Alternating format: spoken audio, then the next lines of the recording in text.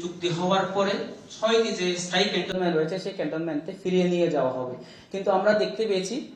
এই গত কিছুদিন আগেও একটি সামনে যদি বাস্তবতা হয় তাহলে আমার মনে হয় না যে স্থানীয় জনগোষ্ঠী রয়েছে তাদের আস্থা ও বিশ্বাস অর্জন করা সম্ভব হবে। এরপরে যদি আমরা দেখি এই এমনতর বাস্তবতায় পার্বত্য চট্টগ্রামের যে শুধুমাত্র প্রশাসনিক সংস্কার এবং সংস্কার করলেই হবে না, ওখানকার যে প্রশাসনের যে কাঠামোগুলো রয়েছে সেই কাঠামোগুলোকে পূর্ণ ক্ষমতায়ন করা এবং ওখানকার স্থায়ী জনগোষ্ঠীদের যে আস্থা এবং বিশ্বাস অর্জনের জন্য যদি কোনরূপ পদক্ষেপ গ্রহণ করা না হয় তাহলে আমাদের যে শান্তি আনয়নের জন্য যে পদক্ষেপ সেটি কিন্তু সেই পদক্ষেপ কিন্তু সেখানে ব্যর্থ হবে যখন সেই শান্তি প্রক্রিয়া স্থানীয় জনগোষ্ঠীকে আমরা অন্তর্ভুক্ত করতে না পারবো। আমরা দেখতে পেয়েছি এখানে পার্বত্য চট্টগ্রাম চুক্তির অন্যতম আরেকটি ধারা ছিল পার্বত্য চট্টগ্রাম পূর্ব সময়ে যে সমস্ত ঘটনা বিভিন্ন ঘটনার প্রেক্ষিতে যে সমস্ত জম্মু আদিবাসী ভারতে শরণার্থী হিসেবে যেতে বাধ্য হয়েছিল সেই সমস্ত শরণার্থীদের ফিরিয়ে নিয়ে এসে এবং অভ্যন্তরে যে উদ্বাস্তু রয়েছিল তাদেরকে নিয়ে একটি টাস্ক ফোর্স গঠন করা। সেই টাস্ক ফোর্সের কাজ হবে ওখানকার যে সমস্ত প্রত্যাগত শরণার্থী এবং অভ্যন্তরে যে জম্মু শরণার্থী রয়েছে তাদেরকে স্ব জায়গায় নিয়ে এসে তাদেরকে বিশেষ সুবিধা প্রণয়ন দেওয়া। তো চুক্তির বিধান অনুযায়ী কিন্তু ভারত প্রত্যাগত শরণার্থী প্রায় 12,222টি পরিবারকে কিন্তু আর্থিক সুবিধা প্রদান করা হয়েছে, এটা অবশ্যই ভালো দিক। কিন্তু 9,780টি পরিবার তাদের ভিটেমাটি এবং জায়গা জমি এখন পর্যন্ত ফেরত পায়নি। অন্যদিকে আমরা দেখতে পেয়েছি ফেনী উপত্যকা, কাঁচালং উপত্যকা, চেনি উপত্যকা, মাইনি উপত্যকা এই সমস্ত উপত্যকায় প্রায় 40টি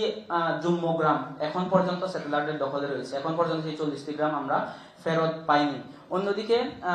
6টি প্রাথমিক বিদ্যালয়, 5টি বাজার এবং 7টি বিহার এখন পর্যন্ত দখলে রয়েছে যেগুলো আমরা এখন পর্যন্ত ফেরত পাইনি। শুধু তাই নয়,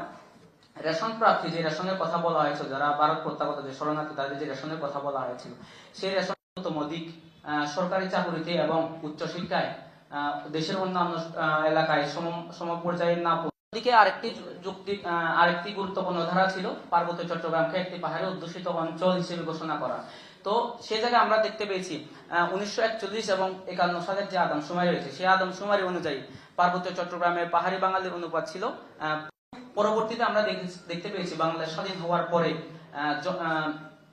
ডেমোগ্রাফিক ইঞ্জিনিয়ারিং এর অংশ হিসেবে পার্বত্য চট্টগ্রামকে কিন্তু সেখানে স্থানান্তর করা হয়েছে, যার ফলে 1981 সালের সেই আদমশুমারি যে চিত্র সেই 1.23% এবং 91 সালে 22 সালের যে বাংলাদেশ ব্যুরো অফ স্ট্যাটিস্টিক্স এর যে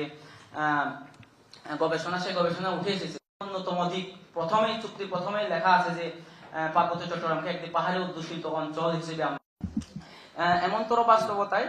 আমরা মনে করি ইন্টিগ্রেটেড, কিন্তু সেগুলো এখনো বাস্তবায়িত হচ্ছে না এবং চুক্তির মেইন বিষয় যে দ্বিতীয়ত পার্বত্য চট্টগ্রামের যে জেলা পরিষদ রয়েছে সেই জেলা পরিষদগুলোতে যে সমস্ত বিভাগগুলো চুক্তি অনুযায়ী বিভাগগুলো যথাযথভাবে হস্তান্তর করা এবং প্রশাসনিক ক্ষমতা প্রদান করা। ভূমি বিরোধ নিষ্পত্তির লক্ষ্যে ভূমি কমিশন যাতে কার্যকরী পদক্ষেপ নিতে পারে সে